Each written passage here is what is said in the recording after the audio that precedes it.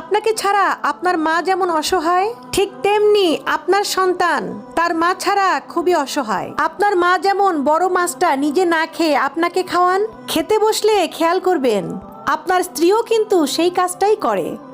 আপনার কিছু হলে আপনার সৃষ্টিকর্তার কাছে আপনার মা ছাড়া কেউ আঁচল পাতে না। আপনার মৃত্যুতে আপনার মা যেমন হবে তার ছেলেহারা, ঠিক তেমনি আপনার স্ত্রীও হবে তার সঙ্গীহারা। আপনার মার আরো সন্তান থাকলে সেই সন্তানরা আপনার মাকে আগলিয়ে রাখবে, কিন্তু আপনার স্ত্রীকে কে আগলিয়ে রাখবে? আপনার মার আরো সন্তান থাকলে সেই সন্তানদের পেয়ে আপনার মার কিছুটা কষ্ট কমে যাবে, কিন্তু আপনার স্ত্রীর আপনি ছাড়া তো কোনো গতি নেই। আপনার সন্তানদেরকেও তো আপনার স্ত্রী দেখবে, তাই না? আপনার মা অন্য সন্তানদের সাথে বাকি জীবনটা কাটিয়ে দিবে, কিন্তু আপনার স্ত্রী কি নিয়ে বাঁচবে? আর সন্তানদেরই বা কি ভবিষ্যৎ হবে?